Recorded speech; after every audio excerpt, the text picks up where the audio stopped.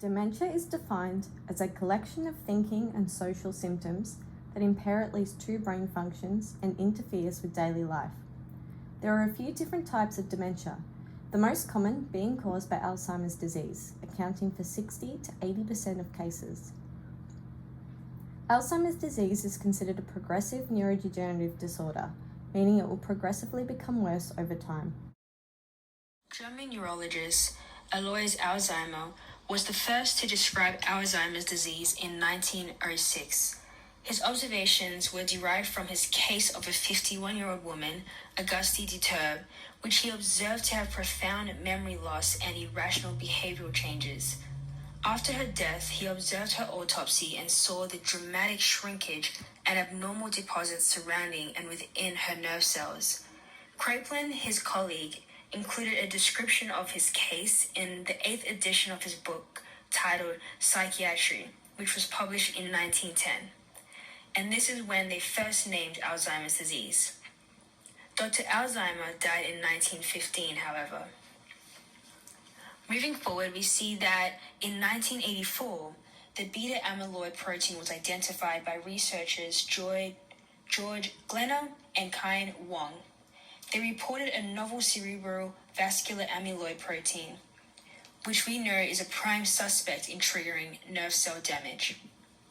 And in 1986, tau protein, a key component of tangles and the second pathological hallmark of Alzheimer's disease, was found. The main pathophysiology of the disease is characterized by neurofibrillary tangles inside the neuron and amyloidal protein deposits outside neurons, which contribute to plaques. Beta amyloid protein plaques accumulate initially in the brain's frontal cortex, and this leads to tangles, which damage the synapses and consequently neuron death. APOE4 is the chromosome which encourages the formation of abnormal amyloid protein plaques. These plaques can occur 10 to 20 years before individuals start developing noticeable symptoms. It then takes approximately 12 years of symptom onset before death occurs. Although there is no specific test for Alzheimer's, doctors use several different methods to determine if a patient displaying thinking and memory problems has Alzheimer's disease. They may conduct physical and neurological tests and assess a person's memory and problem solving. They may order blood and urine tests and other standard medical tests to rule out other causes and perform brain scans, such as CT and MRI, to support an Alzheimer's diagnosis. This also helps to rule out other possible causes for the symptoms. These tests may be repeated to determine how the patient's memory and cognitive functions are changing over time. Researchers continue to work on developing new tests that can measure biological signs of the disease.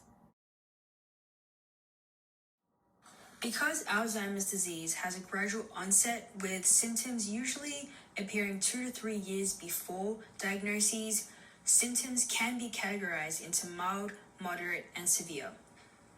A few early and mild symptoms include problems formulating the right word or trouble remembering names. People can also find it difficult to complete and organize their work and social tasks when they have Alzheimer's. There is also symptoms such as misplacing objects. However, long-term memory is still intact during these early periods. Moving forward, we see that moderate symptoms can include forgetting details about personal history, people becoming confused about locations and dates, as well as sleep patterns changing. These can include sleeping during the day and becoming restless at night. Finally, personality and behavioral changes such as delusion and repetitive behavior such as hand-wringing to show distress are moderate symptoms that can be observed in Alzheimer's patients. In the later and more severe cases of Alzheimer's disease, the person may require full-time assistance with daily personal care. They may have decreased awareness of their environment and recent experiences, have communication difficulties, and they can become vulnerable to infections such as pneumonia. Alzheimer's disease mainly affects the older people, those over 65 years of age, and more commonly affects women, partially because they live longer, and African Americans. Its worldwide prevalence is estimated to be about 24 million, with 5 million new cases occurring every year. This number is expected to rise in the future due to the aging population. Geographically, the prevalence of Alzheimer's is highest in Western European countries and North America, followed by China. In Australia, dementia is the second leading cause of death for males and the leading cause for females. There are an estimated 472,000 Australians living with dementia.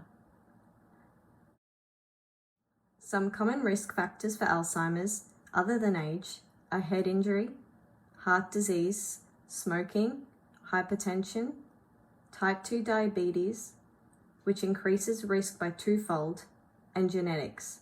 Having at least one APOE gene increases your risk of developing Alzheimer's 2 to 3-fold. The brain and nervous system are the primary organ and organ system affected by Alzheimer's disease, respectively. Specifically the neurons, these are the fundamental units of the brain and nervous system. In our brain, there are approximately 86 billion neurons connected with each other to form a communication network. They use electrical and chemical signals to carry information throughout the human body through connections called synapses. When these networks cannot receive energy, they consequently cannot communicate within or outside their networks. Eventually, as more neurons are damaged, they lose their ability to do their job and eventually die, which causes irreversible changes. Researchers believe that Alzheimer's disease, anatomical structures called plaques and tangles, are causing these damages and death of neurons. Plaques are protein fragments called beta amyloid, which accumulate on the outside of neurons over a lifetime. However, specifically in Alzheimer's patients, this buildup is much more. Moving forward with tangles, these are twisted protein filaments made predominantly of protein tau in the axons of neurons. The neuron axons are the structures which help send these messages efficiently between neurons and their networks. Looking further at Alzheimer's disease physiology, we can observe where abnormality occurs during the normal pathway. The accumulation of amyloid beta fragments damage neuron synapses, the point where information is passed from one neuron to the next. Amyloid accumulation precipitates into entangled plaques which cause inflammation and an imbalance. The plaques can also insert themselves in the neuron's membrane and cause substance outside to leak into the cell and cause damage.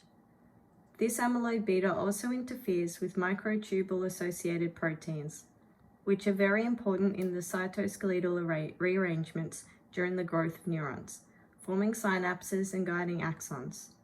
This causes the tau filaments into neurofibrillary tangles, a primary factor in the severity of Alzheimer's, and found abundantly in vulnerable neurons, attacked first by this disease. The location of neurons in the brain determine their function. Therefore, if they are damaged, patients will display symptoms associated with this part of the brain. The brain, specifically the cerebrum, where Alzheimer's takes place, can be divided into 4 lobes. These different lobes are responsible for different areas of functioning. First, the frontal lobe is responsible for cognitive functions and voluntary movement. Secondly, the temporal lobe is responsible for processing auditory information, understanding language, and processing memories. Third, the parietal lobe is responsible for processing sensory information such as touch, taste, and temperature. And last, the occipital lobe, where visual processing occurs. However, this lobe is rarely affected by Alzheimer's. The most predominantly affected region of the brain in Alzheimer's disease is a specific area located deep in the temporal lobe of the brain called the hippocampus. The hippocampus is part of the brain's limbic system. The limbic system is a group of connected structures deep in the brain that are responsible for emotions, learning, and memories. The hippocampus plays a major role in learning, memory, and spatial navigation. Another region affected early in Alzheimer's disease is the amygdala. The amygdala is located in the temporal lobe in front of or anterior to the hippocampus and is also part of the limbic system. It plays an important role in emotion and emotional behavior. As the amygdala is typically affected later than the hippocampus, it explains why we often see patients recall emotional aspects of something even when they can't recall the factual content. What begins with neuron deaths in the medial temporal limbic structures like the hippocampus spreads to other areas of the cerebral cortex. The frontal, temporal, and parietal lobes shrink, and brain ventricles become enlarged. This disease and its progression decreases the brain size. This is a significant differentiator when we look at autopsies of someone with and without Alzheimer's disease. We can observe this in the illustration. These are referred to as cerebral atrophies. The number of gyri also decreases. These gyri are the ridges on the surfaces of the brain. The depressions or grooves, also known as the sulci, is significantly enlarged. Physiologically, the amyloid plaques outside the neurons and the neurofibrillary tangles inside the neurons are found significantly more in Alzheimer's disease patients, as communicated prior in this presentation. Structures that remain relatively the same over time are the cerebellum, spinal cord, motor, and sensory areas of the cortex. This makes it appear that there is nothing wrong with the individual physically. However, we do see the changes late in the onset of the physiological processes. Although there is no cure for Alzheimer's disease, there are treatments available that can slow disease progression and alleviate symptoms temporarily. Cholinesterase inhibitors are commonly prescribed drugs used to ease the symptoms in mild to moderate Alzheimer's. These drugs work by preventing the enzyme acetylcholinesterase from breaking down the neurotransmitter acetylcholine, important for memory and learning. By preventing this breakdown, communication between the nerve cells is improved. Another commonly prescribed drug, called memantine, also eases symptoms in moderate to severe Alzheimer's, but in a different way.